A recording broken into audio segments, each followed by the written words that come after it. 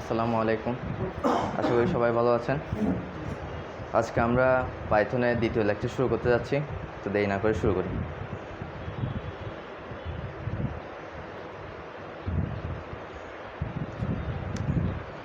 আজকে প্রথমে আমরা পড়ব ব্রাঞ্চিং স্ট্রাকচার। ব্রাঞ্চিং স্ট্রাকচার কি? শর্ত সাপেক্ষ শাখা বা কন্ডিশনাল ব্রাঞ্চ নির্দেশ শুধুমাত্র কিছু শর্ত পূরণ হলে ক্রম পরিবর্তন করে। শর্তহীন শাখা আনকন্ডিশনাল ব্রাঞ্চ নির্দেশ ফলাফলের অবস্থান নির্বিশেষে কার্যকর করার ক্রম পরিবর্তন করে। ব্রাঞ্চিং স্ট্রাকচার দুই রকম, একটা হচ্ছে শর্ত সাপেক্ষ শাখা মানে কন্ডিশনাল ব্রাঞ্চ, আর একটা হচ্ছে শর্তহীন শাখা আনকন্ডিশনাল ব্রাঞ্চ। যদি শর্ত দিয়ে পূরণ হলে ক্রম পরিবর্তন করে, আরটা হচ্ছে শর্তহীন, কোনো শর্ত ছাড়াই ফলাফলের অবস্থা নির্বিশেষে কার্য করার ক্রম পরিবর্তন করে। এখন আসি স্টেটমেন্টস। স্টেটমেন্টস বিভিন্ন রকম আছে। প্রথমে আসি ইফ স্টেটমেন্টস। ইফ স্টেটমেন্ট কি? ইফ বিবৃতি হলো সবচেয়ে সহজ সিদ্ধান্ত গ্রহণের বিবৃতি। এটি একটি নির্দিষ্ট বিবৃতি বা বিবৃতিগুলির ব্লক কার্যকর করা হবে কিনা তা নির্ধারণ করতে ব্যবহৃত হয়। যেমন এখানে একটা এক্সাম্পল আছে, যদি a = 33 হয়, b = 200 হয়, আমি যদি ইফ কন্ডিশন দিই ইফ b > a, মানে b যদি a থেকে বড় হয়, তাহলে প্রোগ্রামের সময় এই লেখাটা প্রিন্ট হবে কি b is greater than a। মানে আমার ইফ স্টেটমেন্টের কাজ হচ্ছে একটা কন্ডিশন দিয়ে দেওয়া, b যদি a থেকে বড় হয় তাহলে এই লেখাটা প্রিন্ট হবে, অন্যথায় হবে না।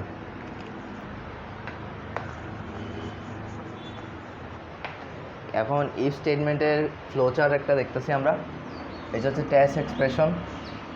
যদি ট্রু হয় বডি অফ ইফ, মানে বডি অফ ইফ বলতে এটা বোঝাচ্ছে এটা হচ্ছে ইফের বডি, মানে আমার এই শর্তটা যদি ট্রু হয় তাহলে আমাকে এটা এক্সিকিউট করবে। আর যদি এটা ফলস হয় তাহলে এটাকে স্কিপ করে পরবর্তী কোনো লাইন থাকলে সেখানে যাবে গা, মানে এটা স্কিপ করবে যদি এটা ফলস হয়। তো এখানে ফ্লোচার্টে এটাই বুঝাইছে, যদি ফলস হয় তাহলে বডি অফ ইফে আর আসবে না, direct statement just below if, মানে ইফের পরবর্তী কোনো যদি কোড থাকে তাহলে সেখানে আসে যাবে। যদি ট্রু হয় তাহলে ইফ কন্ডিশনটা পূর্ণ হবে।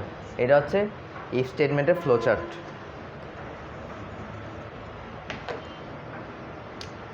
আরেকটা আসি ইফ এলস স্টেটমেন্ট।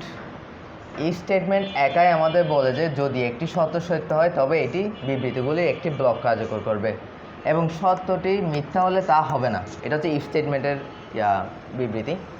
কিন্তু কন্ডিশন মিথ্যা হলে আমরা যদি অন্য কিছু করতে চাই, মানে অন্য একটা ফলাফল দেখাতে চাই, তাহলে আমরা এলস স্টেটমেন্ট ব্যবহার করব। তাহলে আমরা ইফ স্টেটমেন্ট পাইথনের সাথে এলস স্টেটমেন্ট ব্যবহার করতে পারি কোডের একটি ব্লক চালানোর জন্য যখন পাইথন ইফ কন্ডিশন মিথ্যা হয়। ইফ যদি আমরা মিথ্যা পাই তাহলে তো আর কোডটা চলবে না ইফ স্টেটমেন্টে।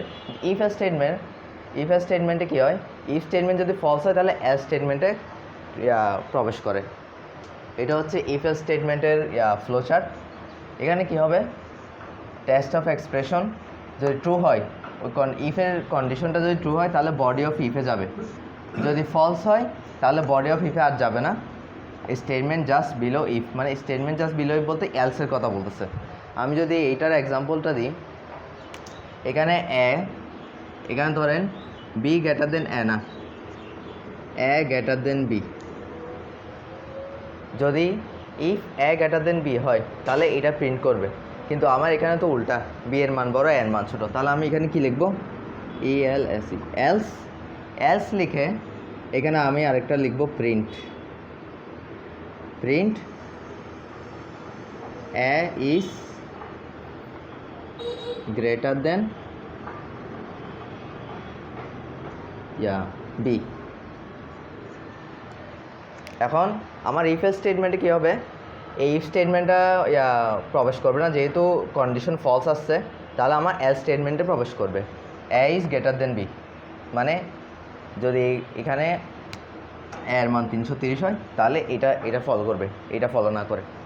এটা হচ্ছে ইফ স্টেটমেন্টের ফ্লোচার্টের নিয়ম। এখানে অলরেডি একটা এক্সাম্পল লাস্টে দেখতেছি, সেটা হচ্ছে এটা a এর মান 200, b এর মান 33।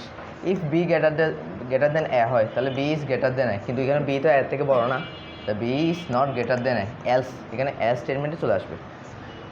এখন একটা নতুন স্টেটমেন্ট আসি, সেটার নাম হচ্ছে এলিফ স্টেটমেন্ট। এলিফ স্টেটমেন্ট এটা পাইথনে আছে, পাইথনে দেখি আমরা। এলিফ কিওয়ার্ডটি হলো পাইথনের বলার উপায় যদি পূর্বের শর্তগুলি সত্য না হয় তবে এই সত্যটি চেষ্টা করুন। মানে এলিফের কাজ হচ্ছে পূর্বের যতগুলো সত্য দিলাম আমি, মানে if B greater than A, if A greater than B, এরকম সত্য যদি সত্য না হয় তাহলে আমি একটা নতুন সত্য দিব। এলিফ স্টেটমেন্টের কাজ হচ্ছে এটা। এটার এক্সাম্পল হচ্ছে এটা এ সমান 33, বি সমানও 33। এখন দুটার মান সমান, কিন্তু আমি সত্য দিলাম if B greater than A, print B is greater than A, কিন্তু এখানে তো দুটার মান সমান। তাহলে আমি এলিফ স্টেটমেন্টে আসবো। এলিফ স্টেটমেন্টটি elif A equal to B, আমরা কম্পারিজন অপারেটর দেখছিলাম, ইকুয়াল বি এটা। তাহলে এলিফ স্টেটমেন্টে কি লিখছি, কন্ডিশন দিলাম এ ইকুয়াল বি, তাহলে print A and B are equal. তখন এই স্টেটমেন্টটা ফলো করবে, কারণ এই স্টেটমেন্টটা তো ভুল, মানে এই কন্ডিশনটা তো ভুল, মানে সত্যটা তো ভুল, এখানে নতুন সত্য। এলিফ স্টেটমেন্টে এটাই বুঝেছে। এলিফ করতে পাইথনে বলার উপায় যদি পূর্বের সত্যটা সত্য না হয় তবে নতুন একটি সত্য দিলাম আমি, এই নতুন সত্যটা হচ্ছে এটা হচ্ছে এলিফ স্টেটমেন্টের নিয়ম। এবার আসি আমরা লুপিং স্ট্রাকচার। লুপিং স্ট্রাকচার কি? লুপ স্ট্রাকচার আপনাকে কোডের এক বা একাধিক লাইন পুনরাবৃত্তিমূলকভাবে চালানোর অনুমতি দেয়। আপনি লুপ স্ট্রাকচারের বিবৃতিগুলি পুনরাবৃত্তি করতে পারেন যতক্ষণ না একটি সত্য ট্রু হয়, যতক্ষণ না একটি সত্য ফলস হয়, একটি নির্দিষ্ট সংখ্যক বার অথবা একটি সংগ্রহের প্রতিটি উপাদানের জন্য একবার। লুপ হচ্ছে পুনরাবৃত্তির বিষয়টা। এটা হচ্ছে লুপ স্ট্রাকচারের flowchart. For each item in sequence last item reached, এটা যদি ট্রু হয় তাহলে এক্সিট ফর লুপ, মানে ফর লুপটা এক্সিট করবে। লুপ তো অনেক আছে, ফর লুপ আছে, ওয়াইল লুপ আছে, এটা ফর লুপটা বলছে। ট্রু হলে এক্সিট করবে, যদি ফলস হয়, মানে আমি ওই কোডের সময় দেখাইছিলাম আই সমান 0, আমি একটা এন এর মান নিলাম, এন এর মান হয়তো 5 নিলাম, এখন পরের কন্ডিশন দিলাম আই লেস দেন ইকুয়াল 5, মানে সরি 5 না, I less than equal N. এখন এখানে এন এর মান 5, আইটা এনতম বার চলবে, মানে এনতম বার বা এন এর কম সময় পর্যন্ত চলবে। তো এন এর মান 5 মানে 5বার ধরে লুপ চলবে এটা। তো এইটাই বুঝেছে, মানে একবার আয়ের মান 0 নিয়ে করলাম, তারপর যেহেতু আরও বাকি আছে কারণ এন এর মান 5, তো এইটা ফলস হয়েছে, আবার স্টেটমেন্টটা আবার লুপ হিসেবে আবার আসবে, আর তখন আয়ের মান সমান 1 হবে, আবার আয়ের মান সমান 2 হবে।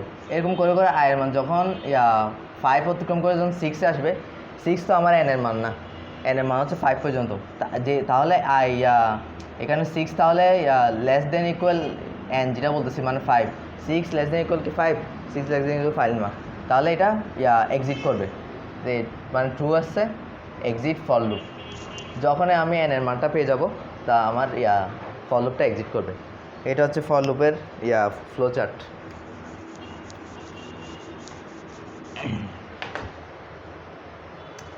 এখন আসি ফর লুপ কি?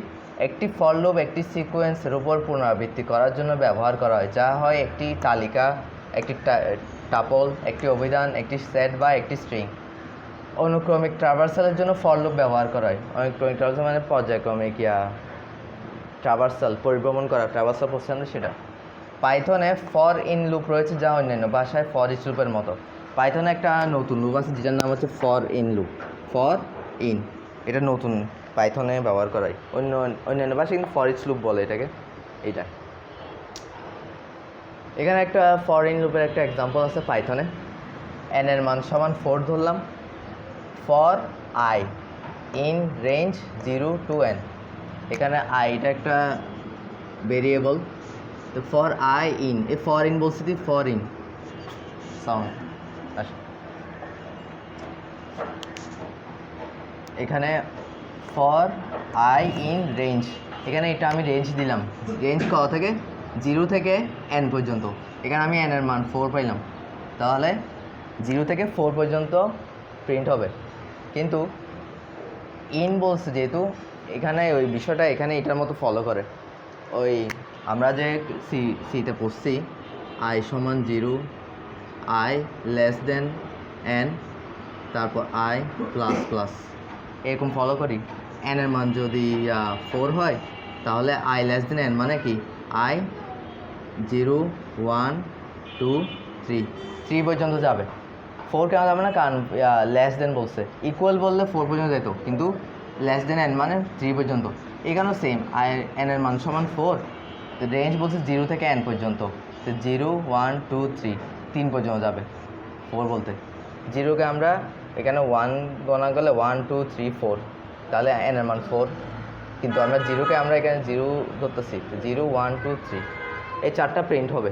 প্রিন্ট আই মানে এই 4টা প্রিন্ট হবে। এটা হচ্ছে ফরেন লুপের নিয়ম কোডের ক্ষেত্রে।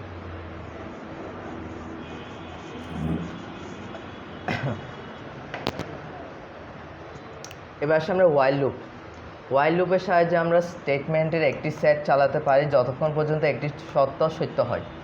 সত্য মিথ্যা হয়ে গেলে প্রোগ্রামের লুপের পরপরের লাইনটি কার্যকর হবে। মানে সত্য যদি মিথ্যা হয়ে যায়, ওয়াইল লুপ থেকে বের হয়ে যাবে, পরের লাইন কার্যকর শুরু হবে প্রোগ্রামের। এটা হচ্ছে ওয়াইল লুপের একটা কোড। এখানে আমি একটা variable count is equal two 0 লিখলাম, সত্য দিলাম কি ওয়াইল কাউন্ট লেস দেন 3, কাউন্টের মান 3-এর কম হলেই এটা চলবে, 3 থেকে বড় হলে মানে 3 হলেই, 3 থেকে বড় হলেই এটা বেড়ে যাবে। দেখ ভিতরে সত্য কী দিলাম, count is equal to count plus 1, মানে কাউন্টের মান ইনক্রিমেন্ট হবে। ফর লুপে আমরা যেটা একটা স্টেটমেন্টে লিখতাম, এখানে ওয়াইল লুপের ক্ষেত্রে একটু ভিন্ন। ওয়াইল লুপের শুরুতে আমি একটা ভেরিয়েবল কাউন্ট ইজ ইকুয়াল লিখছি, তারপর সত্য দিলাম, সত্যের ভিতরে আমি কি কাজ করবে সেটা লিখে দিলাম, সেটাই হবে। তো count is equal to count plus 1, তো এরকম করে করে কাউন্টের মান প্রথমে 0, তো 0 প্লাস 1 সমান 1, তো এখন কাউন্টের মান 1, তো কাউন্টের মান 1 হলে আবার 1 হবে, তো 1 প্লাস 1 সমান 2, এরপর আবার এখন কাউন্টের মান 2, তো 2 প্লাস 1 সমান কত 3, তো 3 হয়ে গেছে না, তো 3 হয়ে যাওয়ালে কাউন্ট লেস দেন 3 বলছে, তাহলে তিনবার এটা চলবে, 3 বার পর পরে আর চলবে না, 3 বারের প্রিন্ট হ্যালো ওয়ার্ল্ডটা প্রিন্ট হবে। ওয়াইল লুপের কাজ হচ্ছে এটা।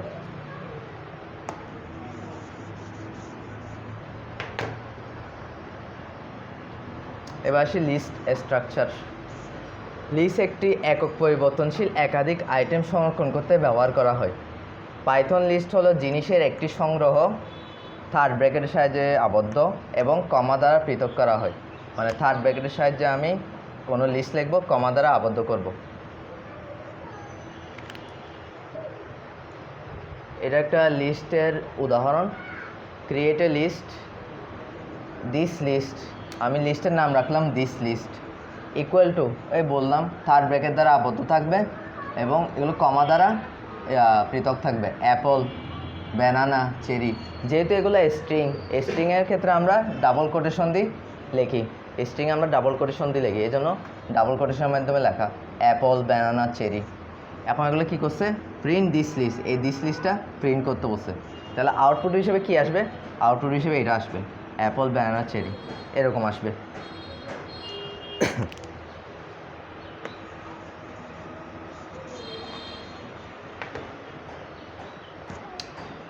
Updating and deleting elements. লিস্টের মধ্যে আপডেট আবার ডিলিট করবো কেমনে। Adding elements to the list, প্রথমে অ্যাড করার কথা বলি। এই তালিকায় আমরা উপাদান যোগ করতে পারি এমন অনেক সম্ভাব্য উপায় রয়েছে। তাছাড়া পাইথনে একটি সহজাত ফাংশন রয়েছে, আমরা এটিকে অ্যাপেন্ড বলি। অ্যাপেন্ডের সাহায্যে আমরা কোনো উপাদান এলিমেন্ট লিস্টের মধ্যে যোগ করতে পারবো। এর একটা এক্সাম্পল, প্রথমে আমি list is equal to hey good evening লিখছি থার্ড ব্র্যাকেটের মাধ্যমে, তারপর লিখছি print list before appending values, মানে অ্যাপেন্ড ওই ফাংশনটা যেটা এখানে বলছে, অ্যাপেন্ডের সাহায্যে আমরা লিস্টে ইনসার্ট করব। List before appending values is a list, এখানে লিস্ট মানে এই লিস্টটা এখানে প্রিন্ট হবে। তারপর কী করলাম, আমরা যে লিস্টটা আমরা ভেরিয়েবল ধরছি, লিস্ট ইজ ইকুয়াল টু ধরছি লিস্ট ডট অ্যাপেন্ড ফাংশনটা ব্যবহার করব। অ্যাপেন্ড লিখে কী লিখব, পাইথন, ডাবল কোটেশনের মাধ্যমে পাইথন লিখব। তারপর আবার একটা লিখলাম লিস্ট ডট অ্যাপেন্ড হেই। এখন আরও একটা প্রিন্ট করব, লিস্ট আফটার অ্যাপেন্ডিং ভ্যালুস। আবার এটা আউটপুট কি আসবে, প্রথমে আমি একবার প্রিন্ট করছি না, প্রিন্ট হচ্ছে কি লিস্ট বিফোর অ্যাপেন্ডিং ভ্যালু, অ্যাপেন্ড করার আগের ভ্যালুটা প্রিন্ট হবে। তাহলে কী হবে, হে গুড ইভিনিং, এইটা প্রিন্ট হবে অ্যাপেন্ড করার আগে। এখন আমি এখন এই দুটো অ্যাপেন্ড করলাম, এই দুটো অ্যাপেন্ড করার পর লিস্ট আফটার অ্যাপেন্ডিং ভ্যালুস মানে এই প্রিন্টটা কার্যকর করবে। হে গুড ইভিনিং, এই পাইথনটা অ্যাড হয়েছে, কমা দিয়ে কী হয়েছে, হেইটা অ্যাড হয়েছে। এই অ্যাপেন্ডের কাজ হচ্ছে লিস্টের মধ্যে এলিমেন্ট ইনসার্ট করা। প্রথমেই এতটুকু ছিল, আমি দুইটা লিস্ট ইনসার্ট করলাম, তাহলে পাইথন আর হেই এই দুটা ইনসার্ট হয়েছে অ্যাপেন্ডের সাহায্যে। অ্যাপেন্ডের মাধ্যমে এই দুটো আমি ইনসার্ট করলাম। In the above example we are appending Python hey values to the end of the list. End of the লিস্টে এই দুটো আমরা অ্যাপেন্ড করলাম। অ্যাপেন্ড মানে যোগ করা। টাপল, এখন আসি টাপল কি। টাপল আর লিস্ট এই দুটো পার্থক্য আছে। টাপল একটি একক পরিবর্তনশীল একাধিক আইটেম সংরক্ষণ করতে ব্যবহার করা হয়। টাপল হলো পাইথনের 4টি বিল্ড ইন ডেটা টাইপগুলির মধ্যে একটি, যা ডেটা সংগ্রহের জন্য ব্যবহৃত হয়। অন্য 3টি হলো লিস্ট, সেট এবং ডিকশনারি। বলছিলাম না টাপল আর লিস্টের মধ্যে পার্থক্য, আপনাদেরকে টাপল আর লিস্টে পড়াবো। তারপর সবগুলি বিভিন্ন গুণাবলী এবং ব্যবহার সহ। একটি টাপল হলো একটি সংগ্রহ বা যা অর্ডার করা হয় এবং অপরিবর্তনীয় মানে ইমিউটেবল। এটা হচ্ছে টাপল আর লিস্টের পার্থক্য। টাপল আমরা রাউন্ড প্যারেন্থেসিস, আমি বলছিলাম প্যারেন্থেসিস আমরা ব্র্যাকেটকে প্রোগ্রামিং ভাষায় প্যারেন্থেসিস বলি, রাউন্ড প্যারেন্থেসিসের মাধ্যমে লিখি। আর লিস্টকে আমরা স্কোয়ার ব্র্যাকেটে লিখি, যেটা একটু আগে দেখাইলাম, স্কোয়ার ব্র্যাকেটের মাধ্যমে লিস্ট লিখি। ইমিউটেবল মানে অপরিবর্তনীয়, মিউটেবল মানে পরিবর্তনশীল। একটু আগে পরিবর্তন করলাম লিস্টটা, এটা একটু ফাস্ট। আর লিস্ট হচ্ছে স্লো।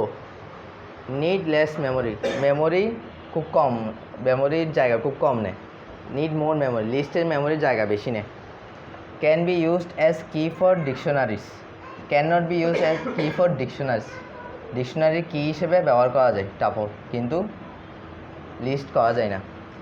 লেস মেথডস, এটার মেথড সংখ্যা অনেক কম, এই জন্য এটা ফাস্ট। মেথড সংখ্যা কম বলে এটা ফাস্ট। মোর মেথডস, এখানে অনেক মেথড আছে, এই কারণে এটা তো স্লো, একটার সাথে একটা সম্পর্ক যুক্ত।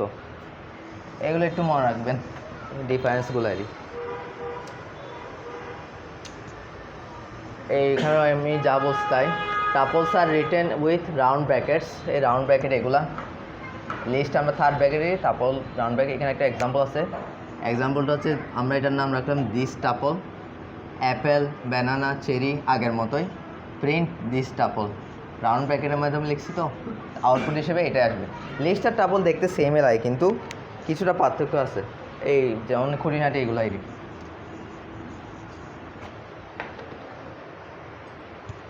এখন আসে আপডেট টাপল। যেহেতু টাপল ইমিউটেবল মানে অপরিবর্তনীয়, সেই হিসেবে পাইথন টাপলস আর ইমিউটেবল মানে অপরিবর্তনীয়, meaning that their elements can not be modified once the tuple is created. আমি যদি একটা টাপল ক্রিয়েট করে ফেলি, সেটা আর পরিবর্তন করা যাবে না, মানে আপডেট করা যাবে না। However, there are alternative approaches to change a tuple in Python that involve creating a new tuple based on the original tuple with the desired modification. আমি একটা টাপল ক্রিয়েট করলাম, সেই টাপলটা আমি চেঞ্জ করতে পারবো না ঠিক, কিন্তু অল্টারনেটিভভাবে আমি আরেকটা টাপল ক্রিয়েট করলাম, পূর্ববর্তী অরিজিনাল টাপলটার সাথে ওই যে নতুন টাপল ক্রিয়েট করলাম সেটা অ্যাড করে দিলে টাপলটা আপডেট হয়ে যাবে। এই অল্টারনেটিভভাবে এভাবে আমরা চেঞ্জ করতে পারি টাপলের ভ্যালুগুলো। Here are few methods to achieve this, কিছু মেথড আছে। একটা হচ্ছে ক্রিয়েটিং এ নিউ টাপল, আপনি নতুন মানগুলির সাথে বিদ্যমান টাপলগুলিকে সংযুক্ত করে বা একত্রিত করে একটি নতুন টাপল তৈরি করতে পারেন, যেটা আমি এখন বললাম। এটা হচ্ছে অরিজিনাল টাপল 1 2 3। আপডেটেড টাপল যেহেতু আপডেট করব, এখন কী করব, অরিজিনাল টাপল প্লাস 4 5 ক্রিয়েট করলাম, তাহলে এটা আউটপুট কী আসবে, আউটপুটটা হয়ে যাবে update tuple is equal two 1 2 3 4 5। মানে অরিজিনাল টাপলের সাথে আমি নতুন আরেকটা দুইটা ভ্যালু যোগ করলাম, তাহলে টাপলের মান চেঞ্জ হয়ে গেছে। এটা হচ্ছে এইভাবে আমি টাপলের মানগুলো চেঞ্জ করতে পারি। আরেকটা হচ্ছে converting tuple to a list, টাপলকে আমি লিস্টে কনভার্ট করে ফেলতে পারি। যেহেতু লিস্ট পরিবর্তনশীল মানে পরিবর্তন করা যায়, তাহলে আমি টাপলকেই লিস্ট বানিয়ে ফেলি। Since tuples are immutable you can convert a tuple into a list, modify the list, লিস্টকে মডিফাই করা যায়, then convert it back to a tuple, আমি মডিফাই করে আবার আমি টাপলে কনভার্ট করে ফেলবো, তাহলে আর সমস্যা হবে না। এটা হচ্ছে এরকম। Original tuple 1 2 3 list version. আমি এই টাপলটাকে আমি লিস্ট করে দিলাম, লিস্ট অরিজিনাল টাপল, মানে এখন এটার ভিতর 1 2 3 আছে। এখন লিস্ট ভার্সন, যেহেতু লিস্টে আমি অ্যাপেন্ড নামের একটা ফাংশন আছে বলছি, অ্যাপেন্ডের কাজ কি, যোগ করা লিস্টের মধ্যে, তো আমি অ্যাপেন্ড 4 দিলাম।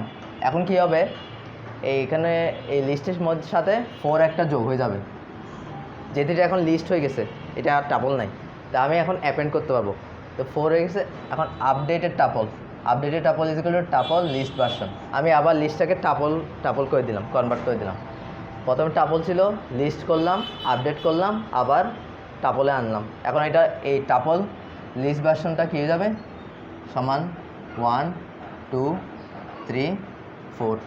এখন এটা 1 2 3 4, আগে ছিল 1 2 3, এখন 1 2 3 4। এভাবে আমি টাপল চেঞ্জ করতে পারি, আপডেট করতে পারি। দ্য ডেল অপারেটর, টাপলে ডিলিট কেমনে করবো? The del keyword is mostly used in Python to delete objects because everything in Python is an object. Python সব কিছুই object. The del keyword can be used to delete a tuple, slice a tuple, delete dictionaries, remove key value pairs from a dictionary, delete variables and so on. এক del keyword-এর মাধ্যমে আমি টাপলের list থেকে delete করতে পারবো, অন্যথায় করা যাবে না। এখানে একটা এক্সাম্পল আছে, টাপ একটা ভেরিয়েবল নাম, টাপ is equal two tutorials comma point comma 2022 comma true. একটা জিনিস খেয়াল রাখবেন, স্ট্রিং ভ্যালুতে আমরা কোটেশন ইউজ করি, কিন্তু ইয়াতে ইন্টেজার ভ্যালু যেমন নাম্বার যেগুলো 2022 একটা নম্বর, এটাতে আমরা কোটেশন ব্যবহার করি না। এখানে ট্রু এটা হচ্ছে বুলিয়ানে আমরা কোটেশন ইউজ করি না, ট্রু বা ফলস, বুলিয়ান ভ্যালুগুলোতেও আমরা কোটেশন ইউজ করি না, ট্রু ফলস। তারপর আমি এখন প্রিন্ট টাপ লিখলাম, মানে এখন কী হবে, এটার আউটপুট কী করবে, এটা প্রিন্ট করবে, এটা যা আছে প্রিন্ট টাপ। পরবর্তী লাইনে আমি কী করলাম, ডেল টাপ লিখে দিলাম। এই ডেল টাপে যেটা আমি বললাম, del method, del function, del keyword, এই ডেল কিওয়ার্ডটা ইউজ করলাম। এখন এই টাপলটা আমি ডিলিট করে দিলাম। তারপর বললাম print after deleting the tuple, এই টাপলে যে ডিলিট হয়ে গেছে, এখন আমি একটা প্রিন্ট কন্ডিশন দিলাম আফটার ডিলিটিং দ্য টাপল। আবার বললাম প্রিন্ট টাপ, মানে এই টাপটা আবার প্রিন্ট করো। এখন কিন্তু এটা ডিলিট হয়ে গেছে, তা আবার কিন্তু এটা প্রিন্ট হবে না। তাহলে এটার আউটপুট কী আসবে, after deleting the tuple traceback most recent call list file main dot P I. এটা একটা আমি যে পাইথন প্রোগ্রামটা করব, সে পাইথন প্রোগ্রামের নাম মেইন ডট পি ওয়াই, এটা হচ্ছে এক্সটেনশন। আমি এখানে আমার নামও দিতে পারি, তাহসান ডট পি আই, এটা বিষয়টা না। এই ফাইলটা লাইন 5 ইন মডিউল প্রিন্ট টাপ, এটা কার্যকর হবে না। কেন? নেম এরর, নেম টাপ ইজ নট ডিফাইন্ড। কেন বলতেছে টাপ ইজ নট ডিফাইন্ড? কারণ আমি এটা অলরেডি ডিলিট করে দিছি, ডিলিট করার কারণে এটা ইজ নট ডিফাইন্ড বলতেছে, মানে আমার এই ডেল কিওয়ার্ডটা কাজ করছে, এটা দ্বারা বোঝা যাচ্ছে। যে যদি এখানে আবার শো করতো, এটা আবার শো করতো এই ডেল কিওয়ার্ডের পরে, তাহলে বুঝতাম যে আমার কোনো সমস্যা এসে করে, কিন্তু যেহেতু শো করতেছে না, তার মানে আমার ডেল কিওয়ার্ডটা কাজ করছে। এভাবে আমি টাপলগুলো ডিলিট করতে পারি। থ্যাংক ইউ, আজকে এতটুকুই, ধন্যবাদ। কার কোনো প্রশ্ন আছে?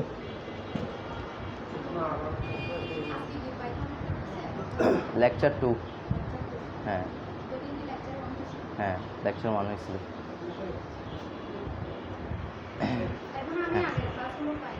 ওইটা গ্রুপে দিচ্ছে তো, সবগুলো